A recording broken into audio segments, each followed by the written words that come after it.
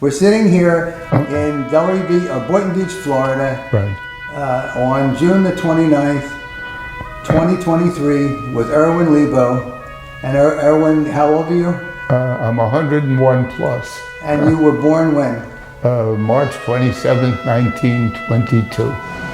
And from Preston Junior High School, I went to DeWood Clinton, which I graduated from right after the Pearl Harbor Day. It's about 1941. Right, yeah. February 1941. I'll never forget the day Judy and I had gone to the movie. We were dating then. I met Judy in 1939. And it was a Sunday afternoon. We had gone to the movies. We interrupt this program to bring you a special news bulletin. The Japanese have attacked Pearl Harbor, Hawaii by air. President Roosevelt has just... We came out, and I remember stopping at a store that we always stopped at to buy corned beef sandwiches, and then went to the house where her parents were sitting listening to the radio about the attack on Pearl Harbor. Do you remember what they said on the radio? Well, they were giving a description of what was going on there. In Hawaii? In Hawaii, yes. We knew there were problems there, and everybody in the United States in those days really wanted to stay out of it. Mm-hmm. There was a lot of controversy in the country. They're isolationists. About people who said, mind our own business, mm-hmm. and others who said, no, we have to help mm-hmm. the English who were struggling. And then, of course, once we were attacked, there was no question. Was there anything you remember about possibly things going on with Jews in Germany or in Europe by the Germans? You know, that's an interesting question, because when I was flying missions, I never knew anything about the Holocaust or the camps that people were being taken to. Mm-hmm. We used to get the Stars and Stripes once a week. It was the official government newspaper. Mm-hmm. And there was never a mention in it. I didn't find out until after I got home, when the war ended, mm-hmm. about what had happened to the Jews mm-hmm. in Europe being sent to the camps. So there wasn't anything in the newspapers about... Nothing that we knew when we were overseas. Hmm. I was a 21-year-old kid who was only concerned about learning how to fly when I enlisted in the Army Air Corps. Okay. And that was my aim. I wanted to become a pilot. And then I enlisted in the Army Air Corps. So you enlisted in 1942? I enlisted in 1942. I had enlisted, and they told me I wouldn't be called for 6 months mm-hmm. because there was a waiting list. So Judy and I got married, and 4 days later I got a telegram to report. So I understand you eloped, right? We eloped to Elkton, Maryland. So the question is, why did you elope? Well, everybody said, wait, you know, you don't get married now with what's going on in the world. And we wanted to be... Had you talked to your parents about getting married? Briefly, but they said, no, be patient. Judy's a nice girl, you know, just wait. And how about her parents? What did they Same say? thing. Wait, there's no rush, you know, wait till we see what's happening in the world. So what was that like, that process? Well, we went there, we took a train from Penn Station. We got there, and I asked the cab driver, where can we go to get married? He took us to the local constable's office, and the guy was putting someone in jail, so we had to wait. Oh, and then we found out we needed a license. So we applied for the license, went home, went back 2 weeks later, and got married. And came home, told everyone we were married, and then Judy's mother insisted on our having a religious ceremony. So did you have any kind of honeymoon?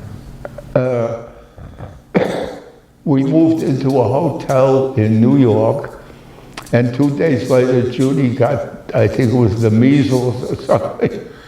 And then 2 days after that, I received a telegram to report. So that was it for us. You have to, how much time did it take you to get to report? When was? They gave me a day or two to report. Did they send you a token? A what? A token. What kind of token? One way that some people say when they got drafted, they were sent in the mail a token, one token to go to where they were going. Oh no, I just had to report to downtown New York, where they were gathering people together, and they put us on a train down to Tennessee to what was a big replacement center. So what happened? What did Judy do at this point? After you went away. Once I was assigned to a flight school, she came down, and she became a camp follower. A camp follower? Which Yeah, that's right, because every 2 months they moved me to a different camp. She lived in, she rented a room. Everyone down south opened up their homes and rented rooms. And she got a job in local stores, we were living an interesting life. Well, that was the replacement center, and then I was sent to Americus, Georgia. Okay. And that was where I first started learning how to fly. We used to fly in PT-17 Stearmans. They were double-deck airplanes with 2 open cockpits. And the instructor would be in front, and I would be in the back. Every day when we took off, I would get airsick. And when I thought he wasn't watching, I'd throw up over the side of the plane, then I was okay. We get to the end of the training period, and we're all lined up to see if he's gonna pass us. He comes to me, he says, "Lebow, I've been watching you throw up all month, but your flying skills are good, so I'm gonna give you a chance." Once I got into a closed cockpit plane, I was fine. Oh, really? Yeah. The open cockpit. The open cockpit is what did it, yeah. After about, I think it was 6 or 7 hours, we landed the plane and the instructor got out. He said, "Okay, Lebow, take it up." So that was the first day I soloed. That day, I felt like the hottest pilot in the world. Now I was, regular Tom Cruise, right? yeah. There was this old beat up plane. What kind of plane was that they A used? PT-17 Stearman. And I flew in one, there was a flight that came around the country about 10 years ago. And I registered for it, and they took me up for a ride in Boca Raton. And what was that like? And after 6 months, we got our wings. We became pilots. Then we had 4 months of intensive aerial combat training. And I had an unusual experience there. Where was this at? This was Richmond Army Air Base, and then Eglin Field, Florida, where we were being taught gunnery training. And a tow ship would be towing a target, and we would have to dive on it. And in our guns, we had different colored bullets so that they could tell which plane was hitting the target. And in one of the missions, I dove on the target, and my bullets cut the string that was carrying the target, and it crashed into the wing of my plane. And all of a sudden, I was flying a plane like this, sideways, and I'm desperately calling the base, "What do I do? What do I do?" They said, "Well, look, you're right near the Everglades. Bail out over the Everglades and we'll pick you up in a day or 2. So I said, "Well, I really want to try to get back to base." They said, "Okay, see what you can do." I came in over the runway, and the fire trucks and the ambulances were lined up along the runway, and I made it in, okay. But the wing on the plane had a hole in it this big. So that was my close experience before I even went overseas. They wanted you to dive into They wanted me to jump into bail the out. Everglades, and Yeah. 2 days later, after the alligators had Yeah. taken care of you, they And I was right near the end of my training, and we had a Thunderbolt that had been fitted with a second seat in the back. So I got permission to take Judy up for a ride. So we went to the parachute shop. They fitted her out with a parachute. She couldn't stand up. The parachute was so heavy. But we got her into the plane. I go out, I take off. When you reach the end of the runway, of course, you make a turn. Mm-hmm. The minute I turned and the wing, one wing went down, the other wing up, she started screaming. So I turned right around and came right back in. That was it. But from there, I went to, I think it was someplace in Maryland where I boarded a ship to go overseas. Mm-hmm. So this was, when was this? That was 19, it was right around D-Day time, because I was on a ship in the middle of the ocean when we got word about D-Day. For 5 years, Nazi Germany has relentlessly expanded across Europe. We must end it. The mission begins here in Normandy, France. For the past 6 months, the Germans have been fortifying their defenses along the Normandy coast.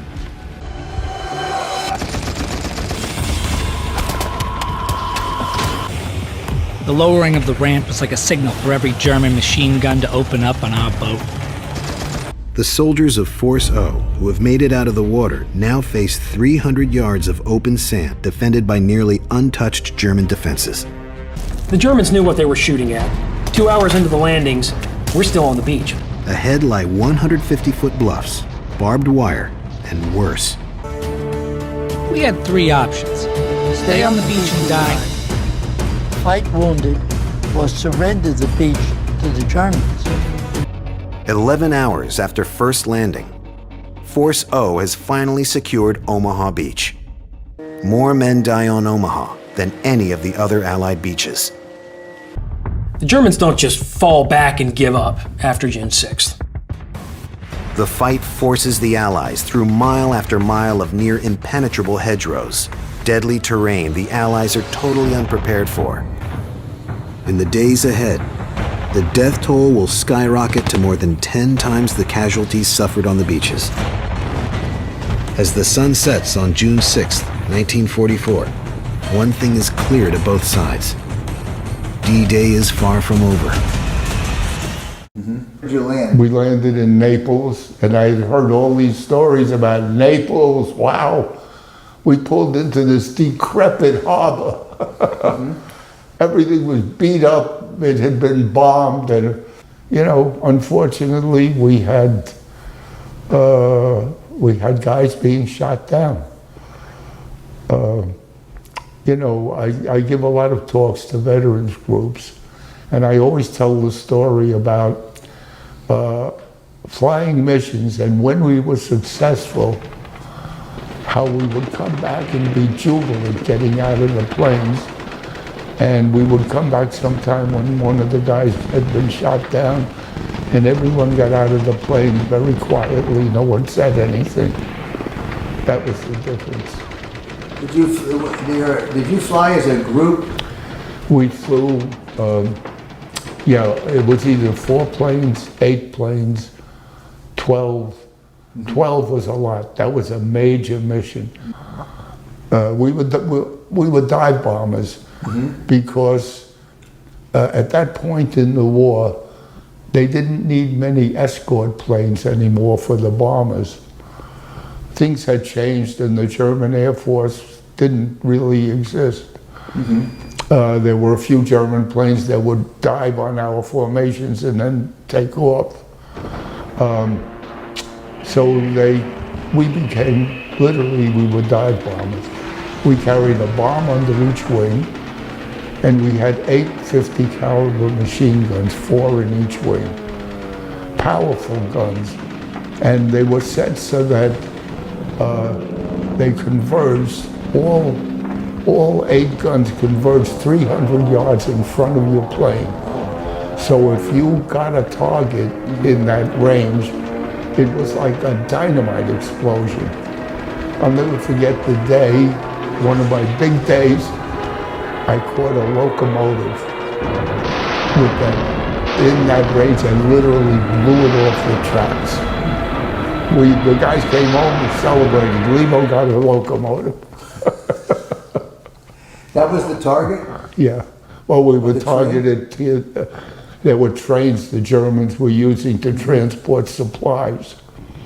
So you And were- we had a line that we had to cover going through France.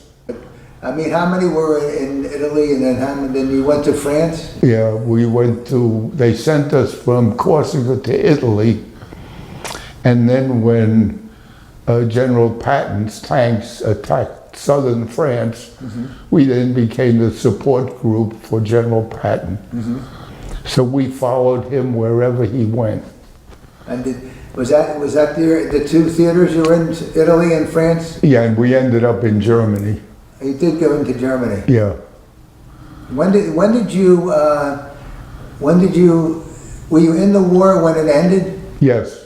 So in June of May 45? 8th, 1945. May 8th, that Yeah. the VE Day. VE Day, right. So, so outside of trains, what would the typical targets be like that you would? Troop concentrations, supply trains. One day, I had a wingman, a guy named Jimmy Reese. He was 18 years old. He lied about his age to become a pilot, and he was a good pilot. And one day we came across a German troop that was carrying supplies, but they were carrying them in wagons being pulled by horses. So we decided to attack them, and Jimmy Reese is yelling on the phone, "Don't shoot the horses, don't shoot the horses." Yeah, that's impossible, right? Yeah. But they were using horses in Yeah, they were 1944. still using horses and And some. I assume you still, Well, yeah, we had we did what we had to do. yeah. Were there, did you ever fly through an explosion? Because you see that in Oh, the yeah. movies. There's a great movie I saw recently called Beloved, which shows exactly what we were going through. The German flak was very accurate. They would send these explosives up that they would burst and shatter shrapnel all over an area. We always came home with holes in our planes from the shrapnel. In fact, one day we came back and my crew chief opened up the gun compartment to replace ammunition, and he takes out a bullet, a 50 caliber bullet with a piece of flak through it. He said, "Lebow, Lieutenant Lebow, you're a very lucky man that this didn't explode. It would have blown the wing off the plane." So one of my grandkids has the shell. The U.S. had done a wonderful job. The bombers had bombed most of the manufacturing facilities in Germany and in Poland and places where they were making planes. They just didn't have planes anymore. Did you have any time off? Was there, a pass or something where you went to Rome to see any of the sites? Yes, we used to go to Rome regularly when we were in Tarquina, which wasn't too far away. We flew our missions, and we did have time off. Sometimes we could fly 1 or maybe 2 missions a day, and then we could be off for a couple of days. And when that happened, we could go into nearby towns, or we could go to Rome. What was it like meeting the people there? Well, Because they at one time, they had given up at this point. Yeah, Italy. Italy, yeah, but they welcomed us Wherever we went, we'd be followed by kids, so we would always take candy with us to hand out to the kids. So they knew the Americans would give them something. How about the ladies? There were plenty of ladies. When you were married? Yes. Did you have to tell them that? No. How about your friends? Well, they did great. So then you moved into France. And what part of France were you? Well, we went in near Lyon.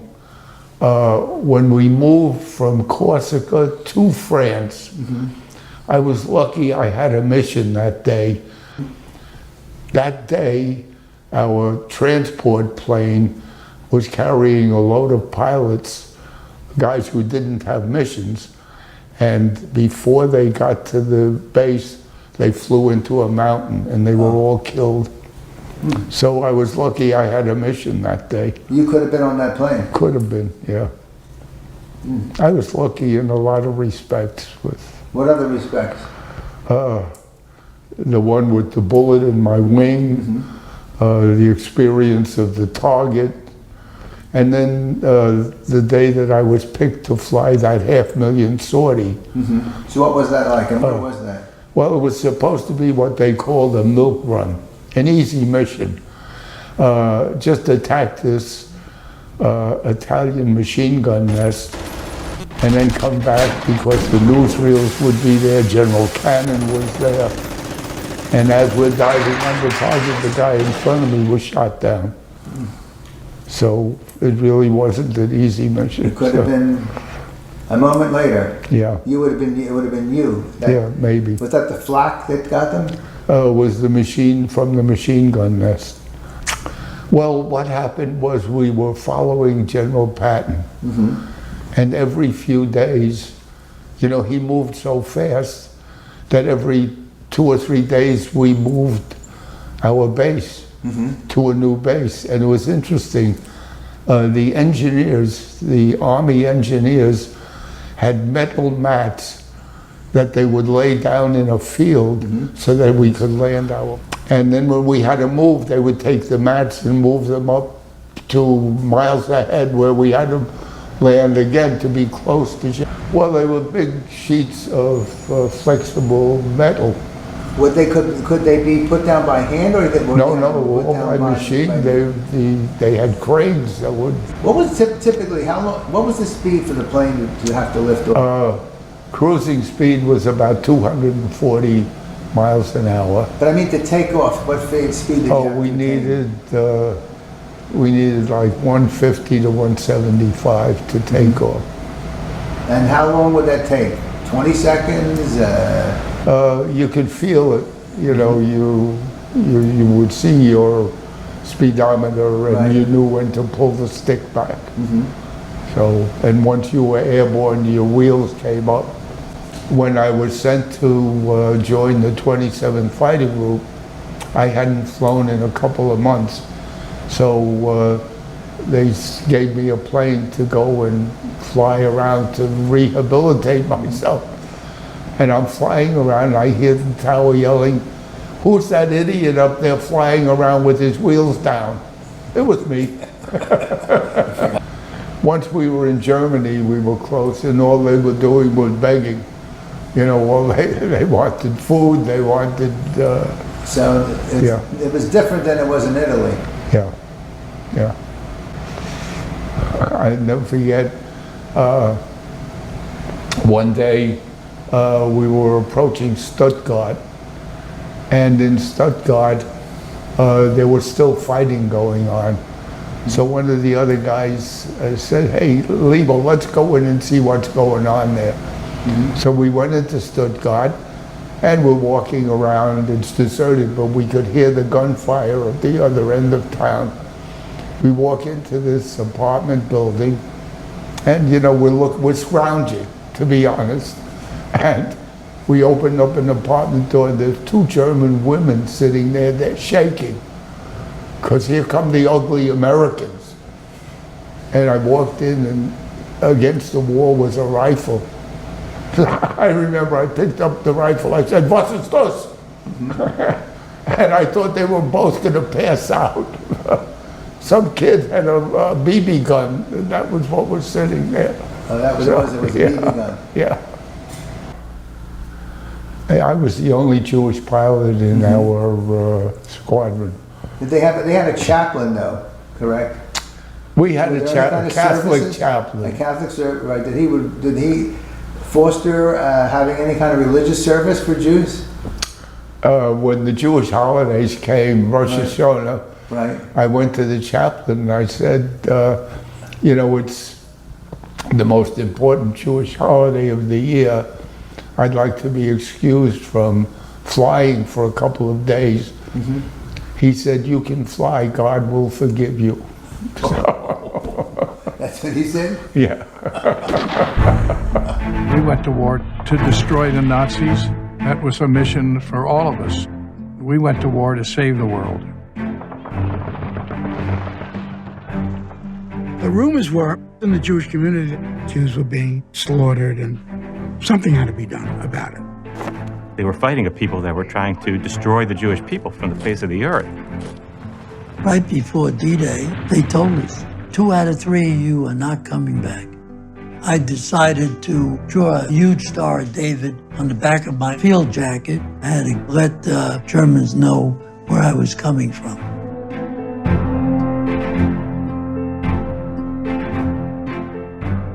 Across the barracks, I hear this voice, "Rana, Rana."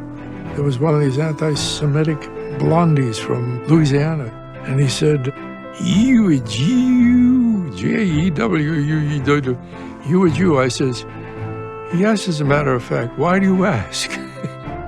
My fellow soldiers wanted to know, how on earth did you wind up on the front lines? You're Jewish. I said, because I wanted to be there. Suddenly I heard, you have to say something good about Hitler. He got rid of all the Jews. And I said, well, you didn't get this one. We were there for a reason, to reclaim who we were and not to forget where we came from. That's why we went.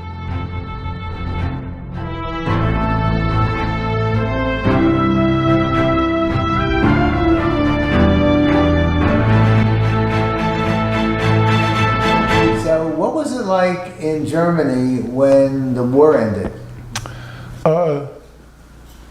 They were... Did you hear about Hitler killing himself? The people we were into, I don't know whether they really understood what had happened. Some of them seemed like they didn't know what was going on. You got to remember, I was a 22-year-old kid then, and a lot of this, escaped me about wondering about things like that. So how did you find out the war had ended, as far as the... we got word. May 7th, we were told the next day we were supposed to be in full dress uniform because there was going to be a ceremony. And it was funny. Bob Hope was on a tour, a USO tour, and he was at our base that day. And I have a picture taken standing next to Bob Hope in front of our mess hall. And I met him years later at the Sheraton Hotel in New York.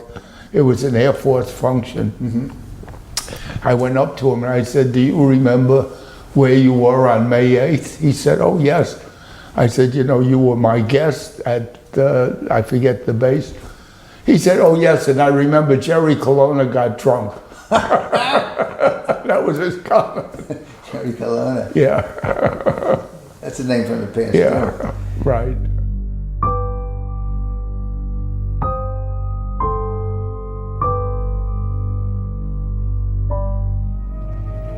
So Bob looked into the face of war, and he knew that the horror of it could never be really washed away by belly laughter.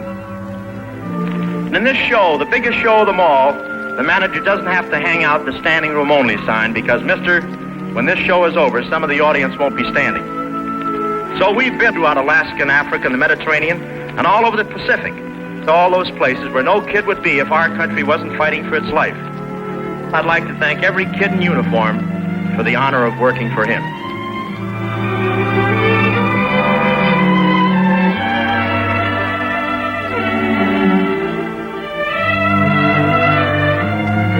War, that strange democracy of misery, created a comradeship between men unknown in times of peace. And slowly, painfully, the relationship between comedian and soldier took root, a bond of understanding which has never been broken.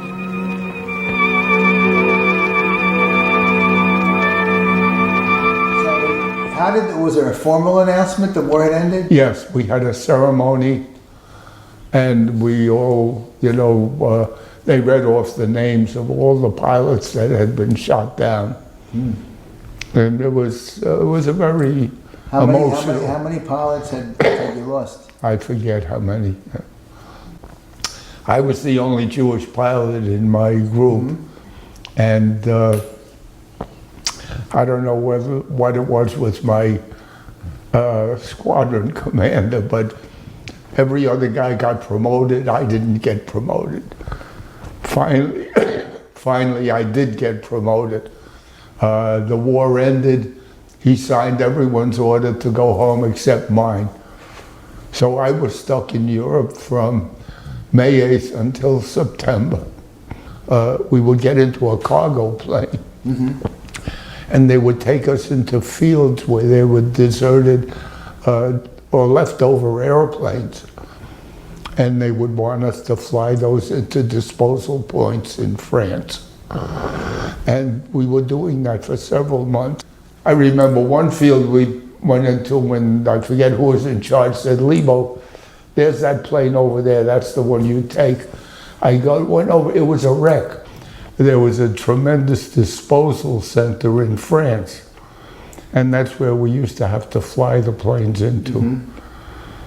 I remember going in there one day, and as far as I could see were planes lined up with flat tires, and they had drained the gas out of them.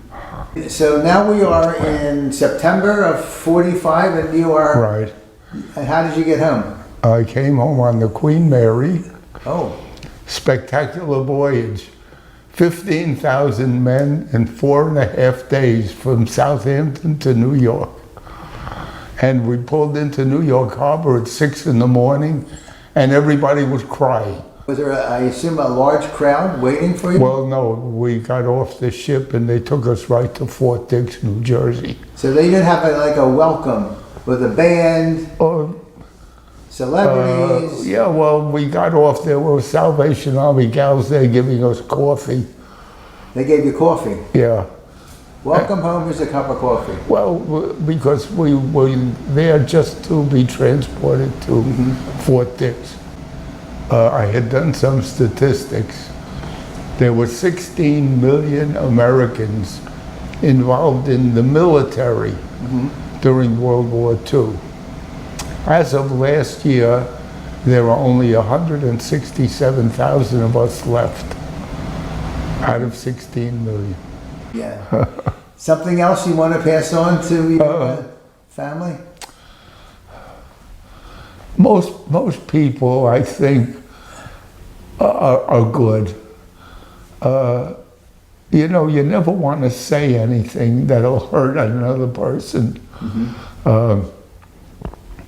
If you can do something to help somebody, do it. If it's not going to really inconvenience you, just do it. I don't know what to tell them. I've had a nice life. We've had loads of friends. Unfortunately, they're all gone. I'm one of the few left here in Hunter's Run of the original group that came here. And, it's just been sad. But I'm lucky. I'm having a lot of fun with my veterans groups, giving talks. They love hearing war stories, and I got plenty of war stories I can tell. The people that are at the veterans group that you're talking to, what wars were they involved with? That's very interesting. I go to these meetings, and 9 out of 10 times they'll say, a World War II veteran, stand up. I'm the only one who stands up. Korean War veterans stand up. 2 or 3 guys will stand up. Vietnam, there's loads of guys from that terrible war. So, you know, there aren't many of us left.